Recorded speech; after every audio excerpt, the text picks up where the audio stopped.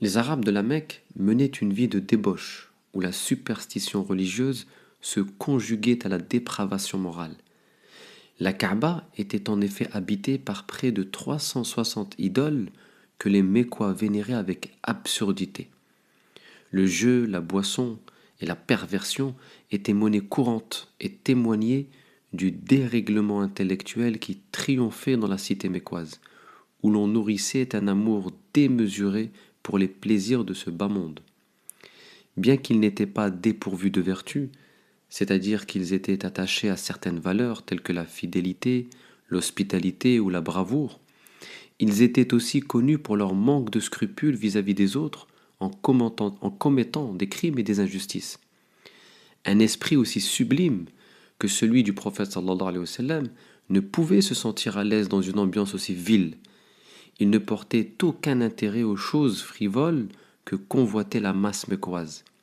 Un véritable fossé séparait l'intelligence pénétrante du prophète sallallahu alayhi wa sallam de l'ignorance crasse des Quraysh. C'est en raison de ce décalage intellectuel entre lui et son entourage mécois que le prophète alayhi salatu wa sallam s'isolait de la Mecque. Chaque mois de Ramadan, il se retirait dans la grotte de Hira pour se consacrer à la méditation, jusqu'à ce qu'une lumière provenant des cieux vienne saisir sa conscience limpide pour la tremper dans le Verbe de Dieu. En effet, à l'âge de 40 ans, Jibril alayhi salam lui apparaît dans toute sa splendeur et lui dit « Li, iqra » Et le prophète alayhi salatu wa salam de répondre « Je ne suis pas de ceux qui lisent ». L'ange le saisit alors et le presse, au point de lui faire perdre toute sa force, puis, après l'avoir relâché, lui répète « Li, iqra ». Le prophète alayhi salatu wa salam fit la même réponse « Je ne suis pas de ceux qui lisent ». Il le ressaisit de la même façon avant d'insister « Li, iqra ». Et après l'avoir pressé une troisième fois, l'ange lui dit « Iqra bismi rabbika alladhi khalaq, khalaqa al-insana min alaq, iqra wa rabbuka al-akram, alladhi allama bil qalam, allama al-insana ma lam ya'lam » Lis au nom de ton Seigneur qui a tout créé, qui a créé l'homme d'une adhérence. Lis, car la bonté de ton Seigneur est infinie. C'est lui qui a fait de la plume un moyen du savoir et qui a enseigné à l'homme ce qu'il ignorait. Après cette expérience spirituelle bouleversante, le prophète alayhi salam retourne auprès de son épouse Khadija, le cœur palpitant, et lui demande de le recouvrir. Zammilouni, zammilouni, enveloppez-moi, enveloppez-moi. Il relate à son épouse ce qui lui est arrivé et lui fait part de sa crainte.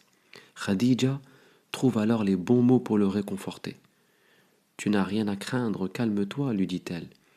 Jamais Dieu ne te plongera dans le déshonneur. Tu préviens les liens de parenté, tu dis la vérité, tu aides les faibles, tu pratiques l'hospitalité et tu soutiens les causes justes.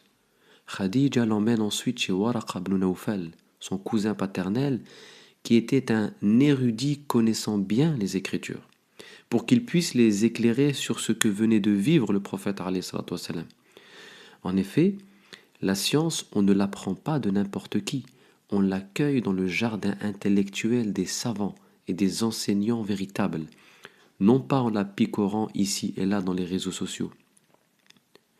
Waraqa, après avoir prêté oreille à Mohammed alayhi salatu wa salam, lui dit « C'est la même révélation qui a été envoyée à Moïse.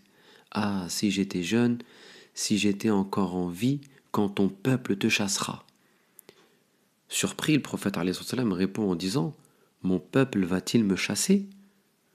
Oui, lui répond Waraqa. Jamais un homme n'a apporté ce que tu apportes sans être persécuté. Si je vis encore à ce moment-là, je t'aiderai de toutes mes forces. Mais Waraqa, qui était un vieil homme, mourut peu après.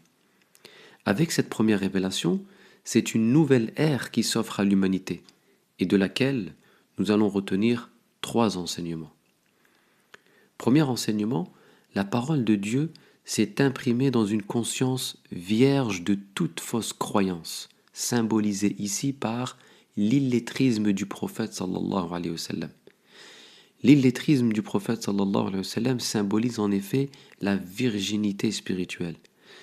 Ainsi, l'itinérant qui aspire à renouer avec Dieu doit retrouver sa virginité spirituelle en purifiant sa conscience de tout ce qui n'est pas Dieu, car l'encre éternelle du Verbe d'Allah ne se manifeste que dans une conscience fraîche. Deuxième enseignement, ces premiers versets contiennent tout un champ lexical du savoir pour souligner l'importance de la connaissance, qui est une véritable source de libération et d'émancipation, sans laquelle l'homme est condamné à vivre dans le conformisme et la servitude mentale. Troisième enseignement, le premier verset vient déclarer la guerre à l'ignorance, la jahiliya, entendue comme absence de discernement. Mais l'intelligence est une arme efficace contre l'ignorance que si elle s'inscrit dans le climat spirituel de la foi. Il s'agit de lire au nom de ton Seigneur et Iqra bismi rabbika alladhi khalaq.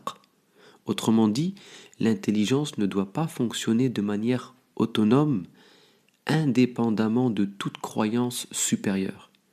Elle doit opérer sous l'éclairage de la lumière d'Allah subhanahu wa ta'ala. Une intelligence qui ne fonctionne pas au nom de la vérité suprême, Bismi rabbika alladhi khalaq, devient luciférienne. Et Dieu est le plus savant. Wassalamu alaykum wa rahmatullah.